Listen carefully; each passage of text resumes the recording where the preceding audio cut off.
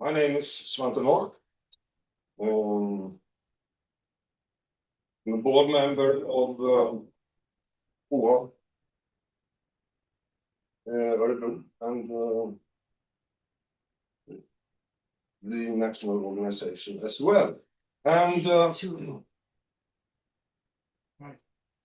my subject for today is myself, which is generally utterly boring to me. I don't like talking about myself. I know myself. So there's nothing new there, so to say.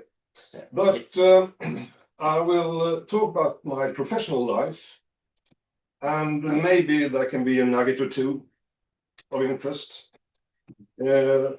So we'll see how it goes. As I say, I've worked for 25 years as an archaeologist up to 2010, and from 2015 I have launched a new career and worked with autistic people in various ways. So we'll start when I first entered university. Oops. There we go. So this was in 1979. I had the brilliant idea that I should get an education that would lead to a secure job, and then I could pursue my interest in my spare time. Yeah, that didn't work. I endured for 1 year. Then I did my military service, and during that time I started at Uppsala University and studied ancient history.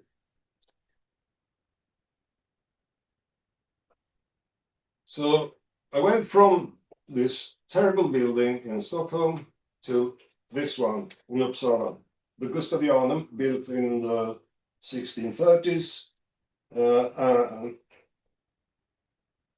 Now it has been turned into the university museum, but back in the early 80s, it was still home to at least 3 departments: departments of ancient history, of archaeology, and Egyptology.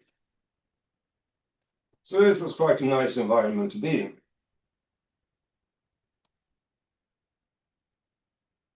Archaeology was actually the last subject I studied, but that's where I stayed.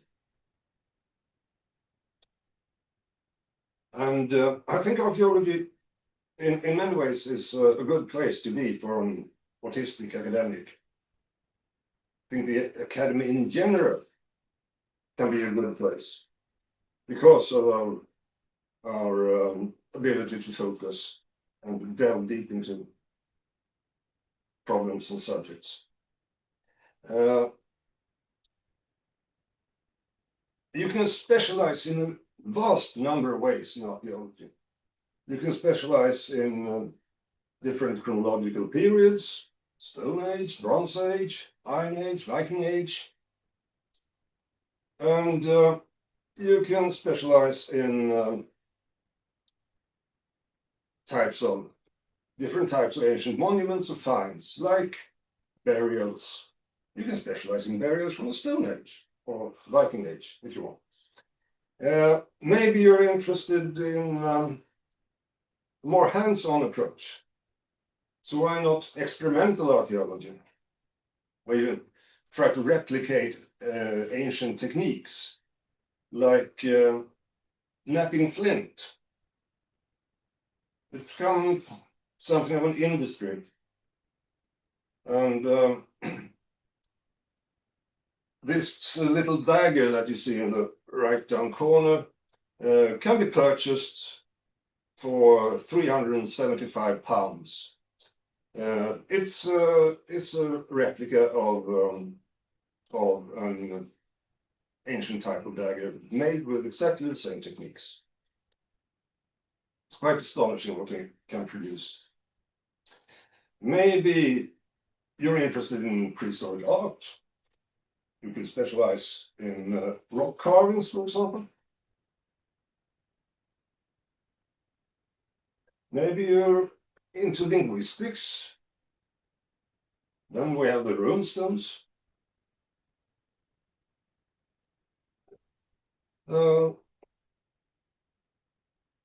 You could be interested in historical archaeology and use written sources side by side with material objects, like I did in my PhD thesis. Or maybe you're into theory of science.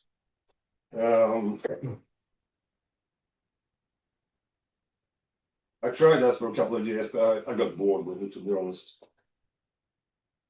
Or maybe you'll end up where the natural sciences meet the humanities in laboratory archaeology, where you do chemical analysis of the different kinds, researching prehistoric diet from trace elements found in pottery or in human skeletons. You can work with DNA, ancient DNA, and so on and so forth. But whatever specialization you choose, you're working to answer what it was like to be human in the past.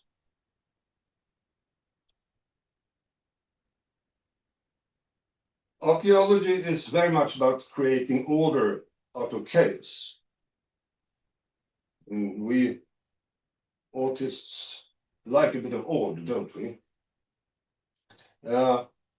Dating is important in archaeology. And early on, researchers found out that different types of artifacts occurred in different combinations, and some in earlier contexts and some in later. So what we call typology. Different types of artifacts belong to different time periods.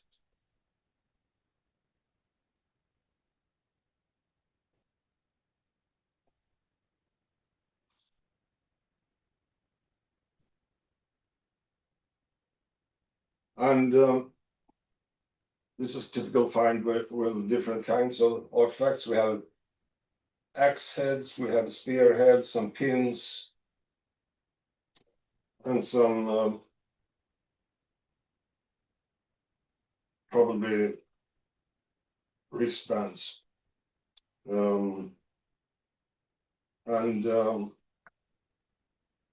different types of artifacts are combined in a find, you get what we call find combinations. They have dating. I wrote a seminar paper in my second term, in Swedish B-uppsats, about Viking Age navigation. And then I took my time doing it, and you could do that in those days. It wasn't as strict as it is today, but you had to finish an entire course to get student loan. So there was a greater flexibility in the system. So I took my time, and it turned out to be a pretty good paper. So good, in fact, that it led me to an international excavation in Lofoten in the late 80s. My supervisor was an expert on prehistoric houses, and they had discovered the remains of a huge house on Västergård in Lofoten. So he could take one student from his department, and he chose me because of the seminar paper I wrote. And it turned out to be a very large house, perhaps the largest found in Scandinavia so far, although there is competition from Denmark, you know. It was 83 meters long and 11.5 meters wide at its widest. It's been reconstructed and is now, as you can see here, a tourist attraction.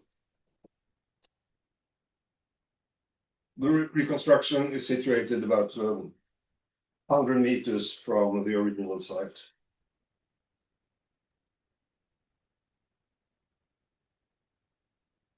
Very scenic.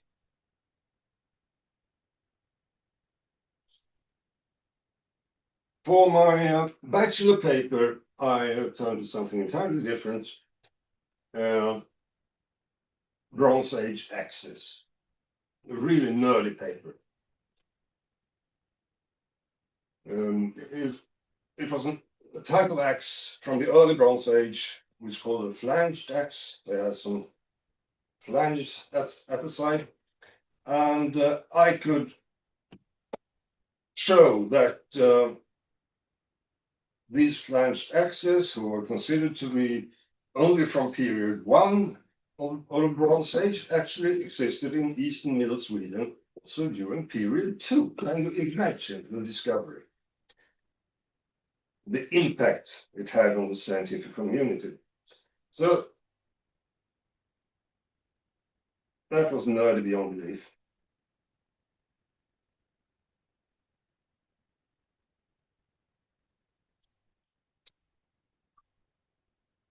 Yeah, here you can see some below there are some axes to the right.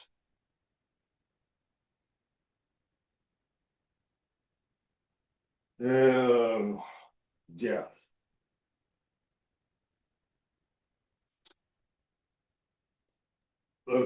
For my doctorate thesis, I turned to history again. I wrote mostly about written sources. And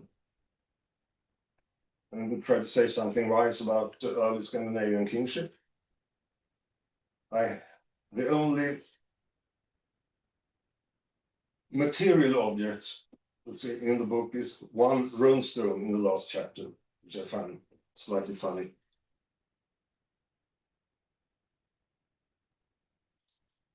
But the university had changed. I had my last employment at the University of Uppsala in 2003 to 2008 as an assistant professor. And by that time, administration had increased. Competition had increased. Research was to be rated. There was an increased number of students, and also students with increased need of support. And the last year, the faculty decided that to supervise a bachelor paper, you only needed 4 hours. And that's from helping the students find a subject to write about and make some constructive criticism. It's obvious that it's impossible. So you need to take from your time of research to help your students.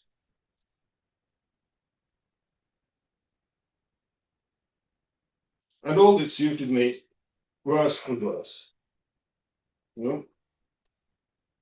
I concluded that the university today is less accommodating to autistic people now than in the 80s and early 90s.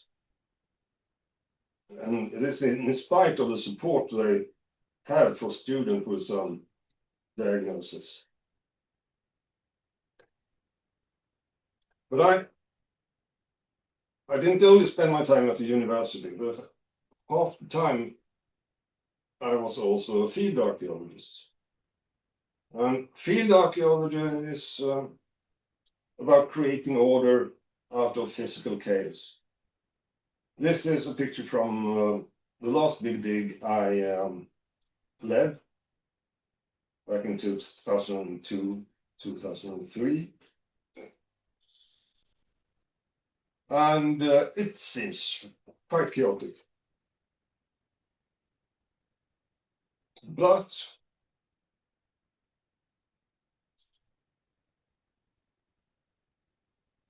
you have AIDS. Nowadays, documentation is digital, of course.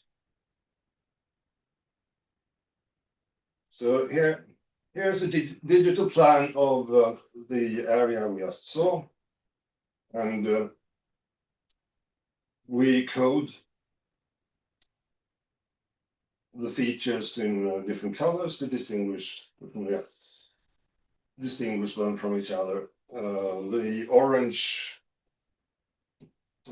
blobs are, for example, graves, small cremation burials from the early Iron Age. And you can also see some rows of post holes, the dark brown markings that probably were some constructions associated with the burials. It's hard to say what they were, and sometimes you just have to realize that you can't get all answers. When I finished with the university, I worked as a field archaeologist again in two places. The department of the university was in a bit of chaos when I worked there. And unfortunately, both the companies I worked for after that suffered from the same problem, namely leadership problems, for different reasons. So for 7 years, I worked in an environment with severe leadership problems. And that exhausted me, and it led to fatigue depression from late 2010 to early 2015, where I was unable to work. I lost the relationship and I moved to Örebro from Uppsala.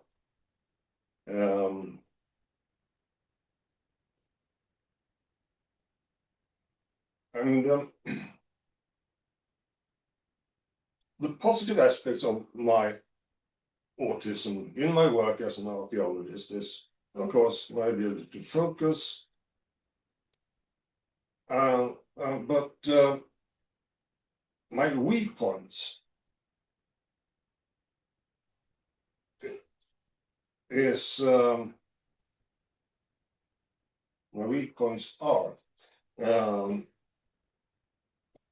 that I'm bad at small talk and networking, which was obviously not my advantage at the university, and I'm also rather sensitive to the environment in which I work.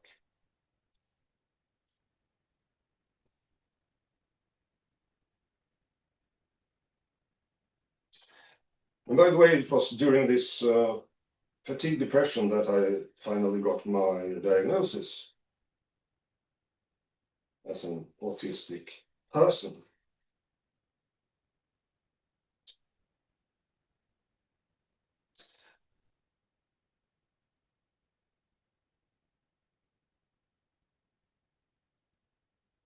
I did get support from the system during this time, and I went from one place to another where I was coached invariably by pregnant women in their late 20s for some reason. Well, they were well-meaning, but obviously seeing me as the other and something very fragile. This was extremely ineffective. There was too much time between meetings, and I had to endlessly repeat to new people the entire story of my situation. At the end, I pulled myself out of this condition myself.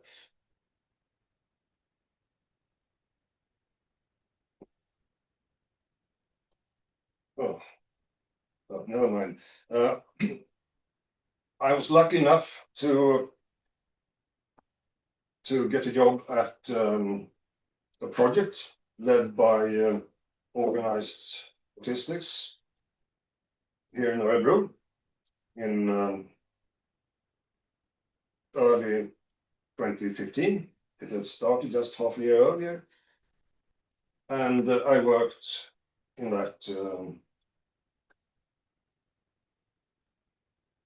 until it ended in 2017.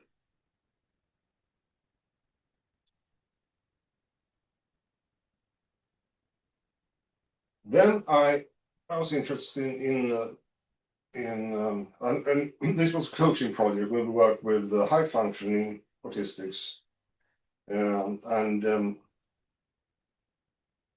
we had workshops and coaching, and everyone in the project was also autistic. Then I applied for work at a housing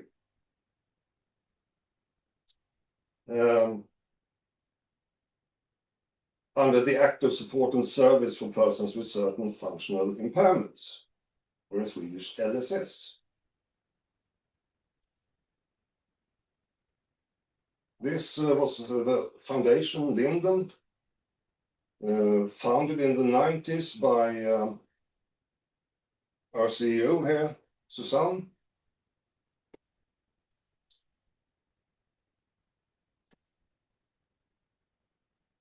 And the people living there are mostly low functioning,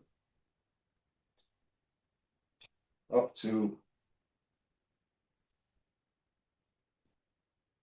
should I say, middle function, something. There are several places out in the countryside.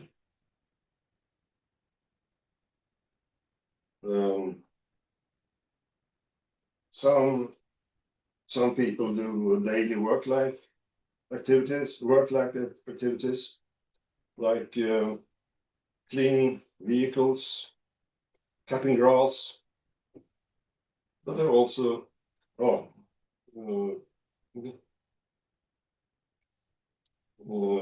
working with storage, or just living the good life.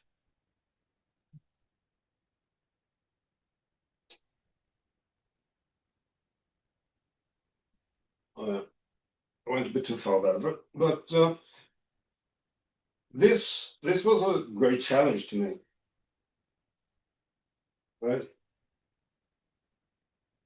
Working with people in a very hands-on way. I worked with people before, of course. I led people before, but this was very different. So I started working there in 2018. There was an interval with COVID and a few instances of pneumonia. I went back to work for them in 2022, and I'm still there.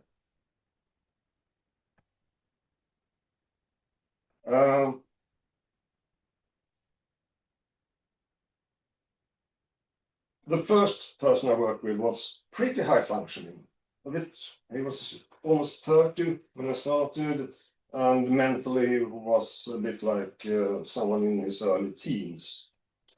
So we could actually discuss his diagnosis with him. It was interesting. And with him, I could establish an autistic we, which was extremely important. And in the 3 years I worked with him, we reduced his serious deviations, like when he crushed furniture and threw plates on the floor and so on. Those instances were reduced by 50%. So that certainly goes to show that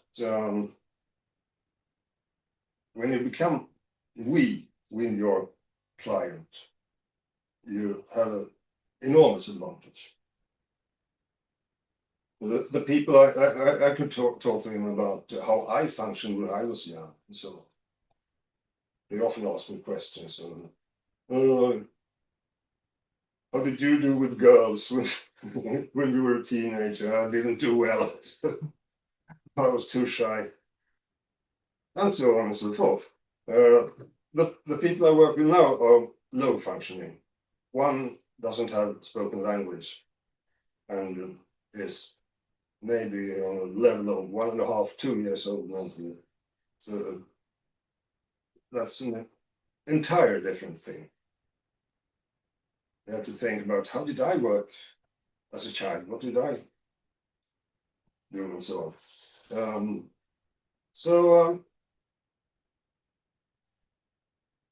And I can say, understanding those I work with today is a bit like archaeology, but the archaeology of the human mind.